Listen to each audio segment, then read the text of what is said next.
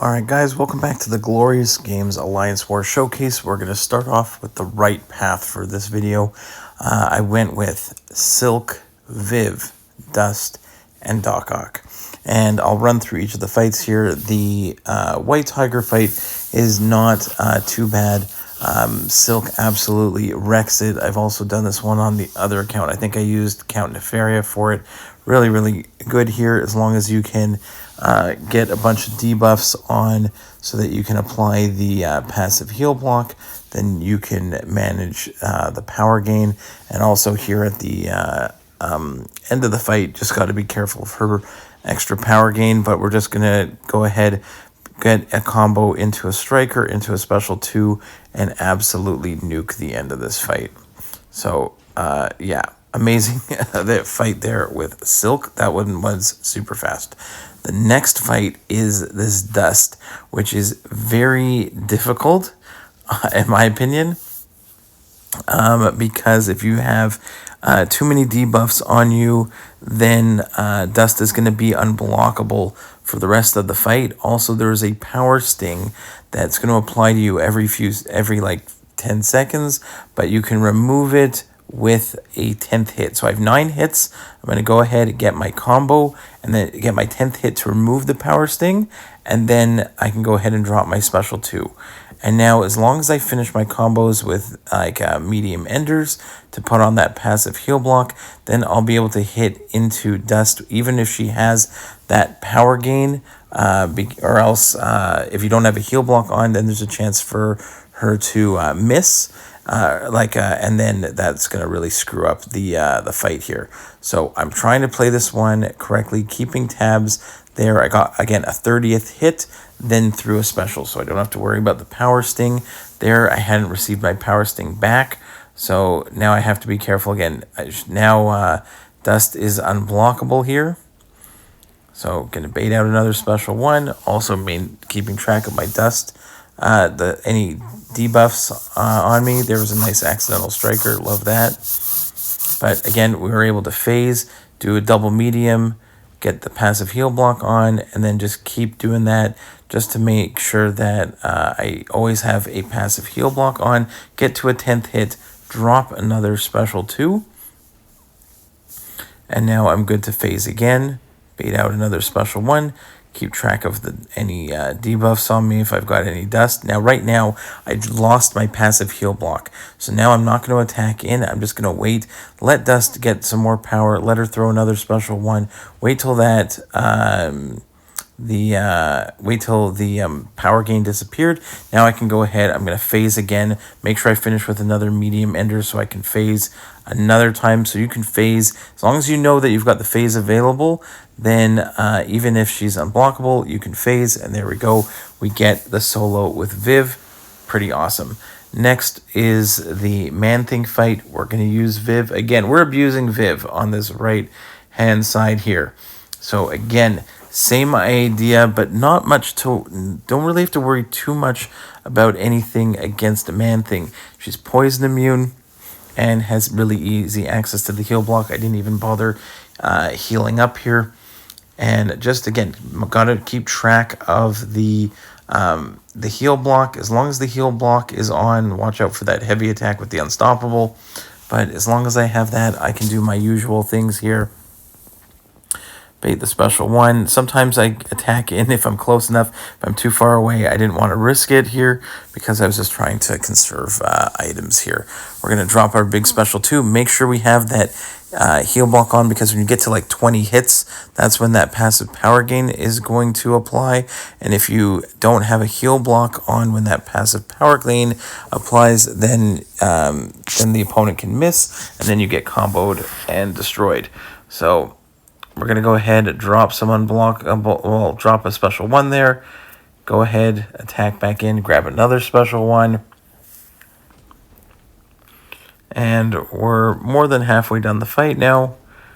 So I'm just probably going to build up to another special 2. Again, he threw heavy to get that unstoppable, so that's kind of annoying. I'm going to just back away for a second. because now I have no heal block on. I'm going to let Man-Thing throw a couple specials, and then once that power gain is gone, then I can go ahead and parry and hit into Man-Thing, go for double medium, get the heal block on. Now I'm going to go ahead, drop another special 2.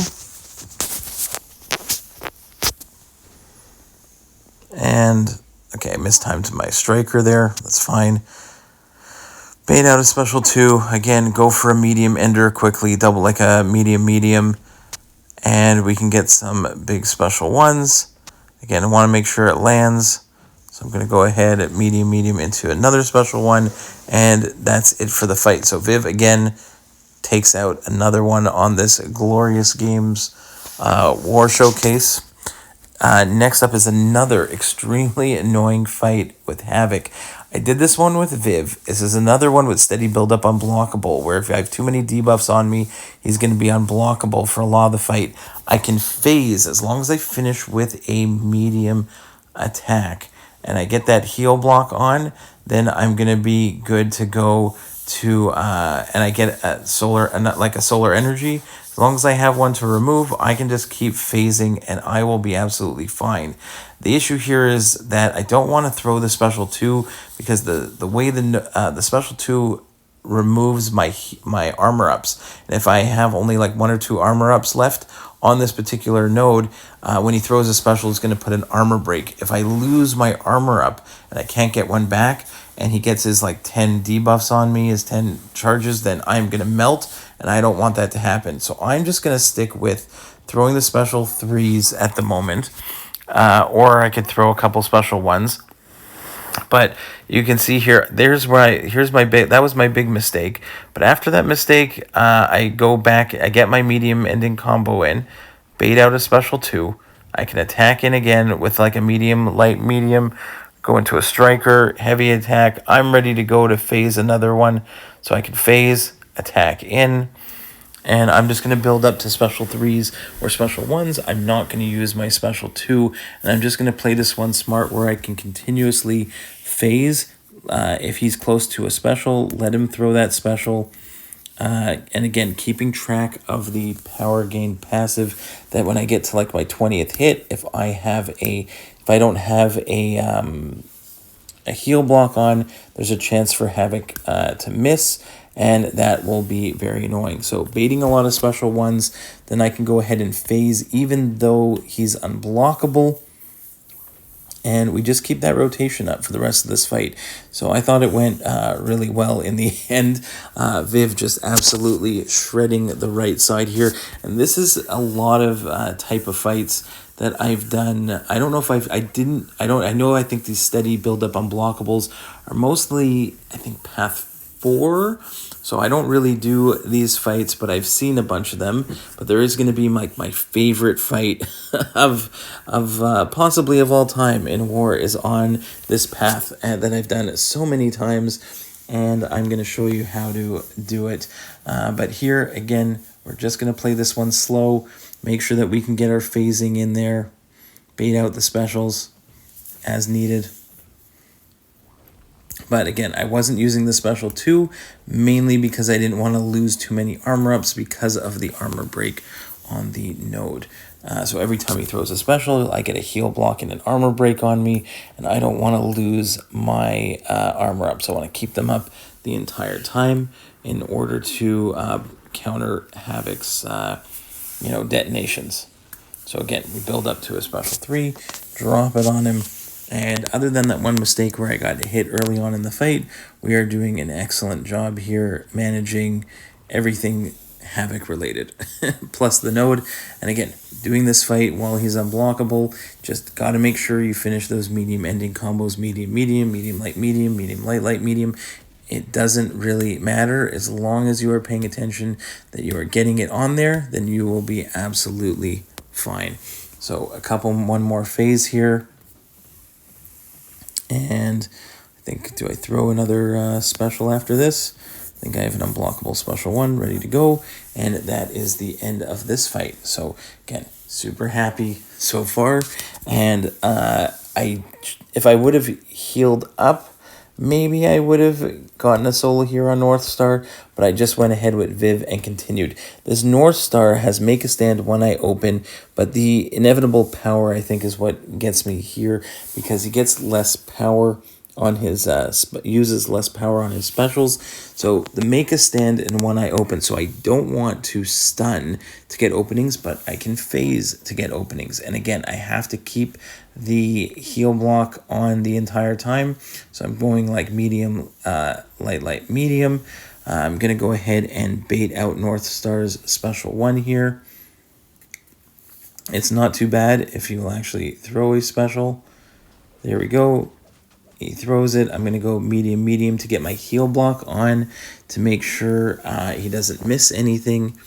And we get a big special 2. Bait out another special one from Northstar.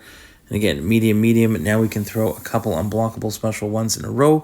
The issue is going to be that I end up letting Northstar get to a special 2, which is a mistake on my part.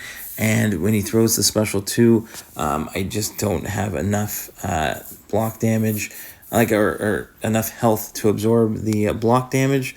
And unlike the special 1 that I can evade all the time, the special 2 I am not as familiar with. So I get more than half the fight done, and then unfortunately I'm taking too much block damage here, and I don't know how to evade that special 2. It's not one that I've worked on. So this is my first of only 3 revives I used to get the right side down of the Alliance War Showcase. And I was very happy with only 3 revives. That's to me, that's pretty good.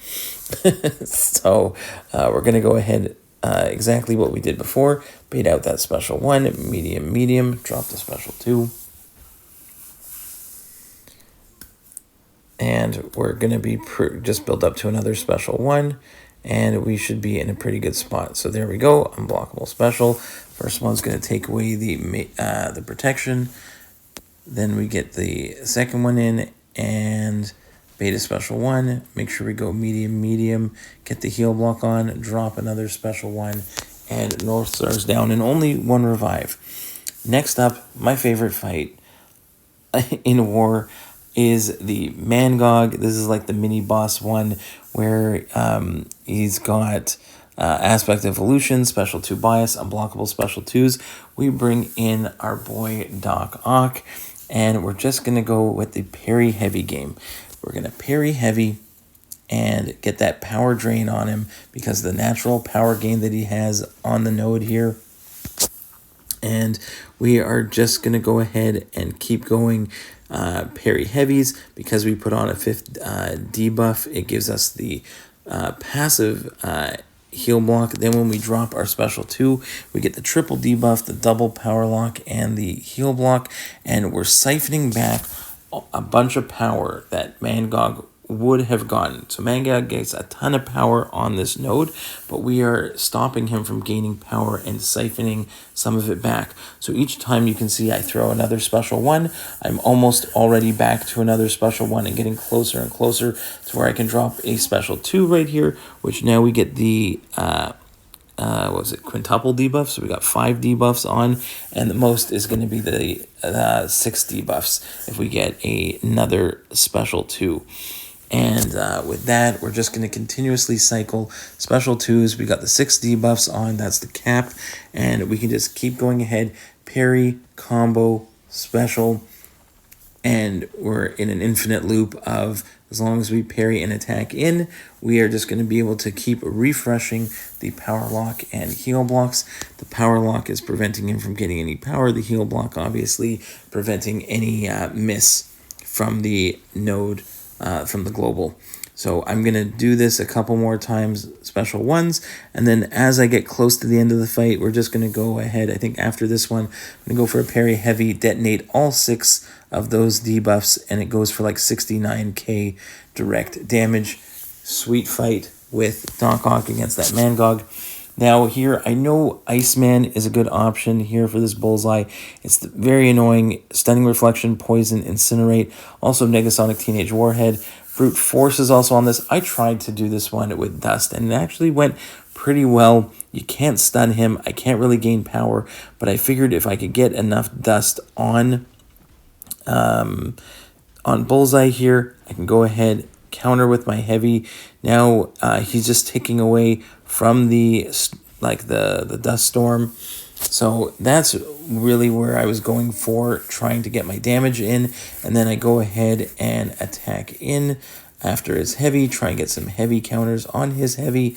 And you can see I don't even need a lot of hits, and he is melting down if I can keep a storm active. Unfortunately, if you don't get enough hits in time, that brute force starts to tick away like it is right now, and that's not good. So there, I get a little intercept.